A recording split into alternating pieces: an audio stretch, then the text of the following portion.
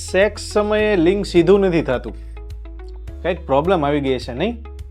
એવું નથી હોતું. સેક્સનો હોર્મોન છે ટેસ્ટોસ્ટેરોન.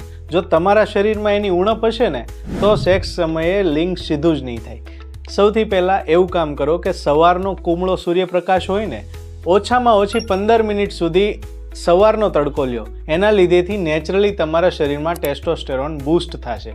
આની સાથે સાથે પૂરતી ઊંઘ લ્યો અને સ્ટ્રેસ ફ્રી લાઈફ જીવો.